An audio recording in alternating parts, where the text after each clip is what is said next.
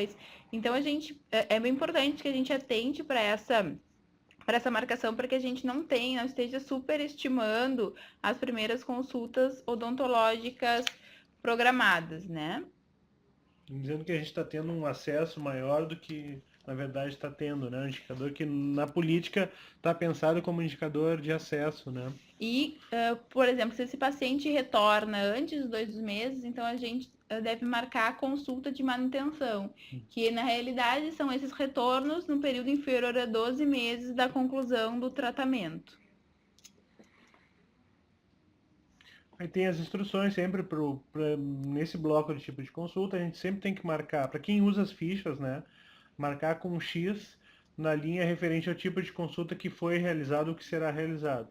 E a gente pode sempre marcar mais uma opção de tratamento. De acordo sempre com as listas que a gente tem no SIGTAP. Tem a explicação aqui da primeira consulta odontológica, que a Karen já falou. É importante mesmo ter e ser criterioso na marcação dessas consultas, observar bem os períodos que estão colocados. Consulta de conclusão de tratamento, que é a consulta que encerra um período de tratamento previsto naquele plano inicial que a gente fez na primeira consulta. Então, a primeira consulta, além desse período do tempo, é uma consulta que a gente tem que utilizar para programar o projeto terapêutico para o nosso usuário. E essa razão entre a primeira consulta e a conclusão de tratamento também é uma coisa bem importante para a gente pensar, né, em relação aos atributos de atenção primária, que é um pouco da nossa resolutividade, o quanto as pessoas acessam e também o quanto elas têm na sua conclusão de tratamento, né, porque se tu tem muitas primeiras consultas e poucas conclusões, na realidade, a gente ou está dificultando o acesso de retorno, ou na realidade o absenteísmo está sendo muito alto. E se isso estiver ocorrendo, também requer um olhar, né, mais cuidadoso para como é que o processo de trabalho está se dando naquela unidade, ou o que está impedindo que aquele usuário consiga concluir o seu tratamento, né? Aí a gente pode indicar, pode ser a forte relação com a resolutividade e também com o vínculo com o profissional. Consulta de manutenção, a Karen já tinha abordado também. Depois desse primeiro bloco de tipo de consulta, a gente entra para o bloco de vigilância em saúde bucal, que é constituído por uma série de campos aí, desde dos abscessos dentoalveolares, passando por alteração em tecido mole, dor de dente, fenda ou fissura de lábio e palato, fluorose moderada severa, traumatismo dentoalveolar e algum outro motivo não identificado. No final a gente tem um campinho lá no final de observações que a gente pode qualificar um pouquinho isso. Os procedimentos então seguem, né, muito parecidos com o que a gente tem no CIA também. E aí é sempre importante informar a quantidade realizada de procedimentos, acesso à polpa dentária e medicação, sempre por dente, adaptação de prótese dentária, aplicação de carostático, aplicação de selante, aplicação tópica de flúor, capeamento pulpar, cimentação de prótese, curativo de demora com ou sem o preparo biomecânico, as drenagens de abscesso, evidenciação de placa bacteriana, exodontia de dente descido. A lista é grande, porque a gente tem uma gama importante de procedimentos aí, e a ideia, quando o Ministério construiu essa ficha, era que o dentista precisasse escrever o menos possível. Então a ideia era marcar e encher a ficha com os procedimentos mais frequentes na nossa prática diária.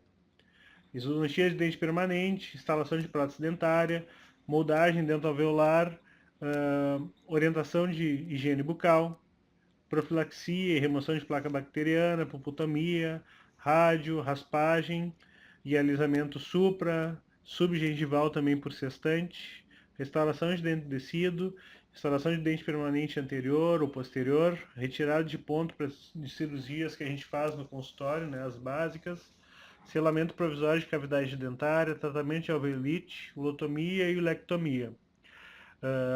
No final, sempre tem, porque alguns procedimentos podem não estar contemplados na ficha, então sempre tem um espaço ali para a gente informar o respectivo código CIA do procedimento que a gente realizou e que porventura não esteja contemplado na lista inicial. Passando essa parte, a gente vai para o bloco de procedimentos odontológicos, que devem ser preenchidos informando a quantidade, o número desses procedimentos que foram realizados durante o atendimento a um usuário.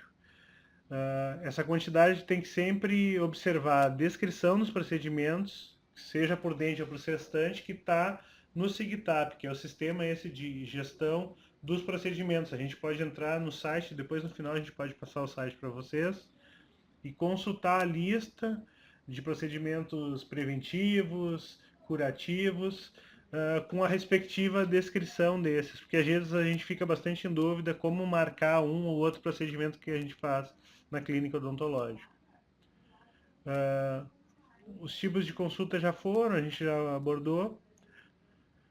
O bloco daí de coisas que a gente também faz bastante na unidade, que é fornecimento de alguns insumos, né? E daí a gente sempre tem que marcar por usuário a escova dental, creme dental, fio dental que a gente porventura tenha distribuído. E os blocos de conduta, nessa, aí o cirurgião dentista ele tem que registrar a conduta ou os encaminhamentos que foram realizados para unidades de referência de atenção secundária. Né? Deve registrar apenas quando o município dispuser de serviços de referência especializados em saúde bucal.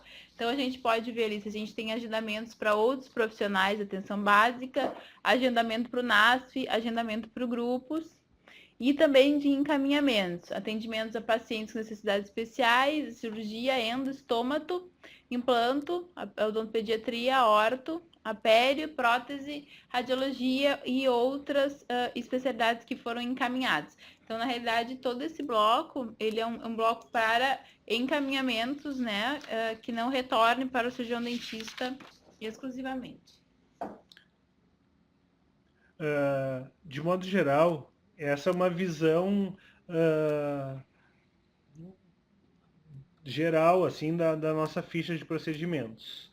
A ideia agora, vocês têm acompanhado, quem tem acompanhado as últimas web palestras aqui, é que a gente faça sempre web palestras mais curtas e objetivas, um período aí de 15 a 20 minutos, para que a gente não tenha que sair muito da nossa rotina aí na equipe, e gaste outros 15 minutos discutindo algumas coisas. Então agora a ideia é que a gente possa conversar um pouco sobre eventuais dúvidas que quem já vem usando as fichas vem tendo.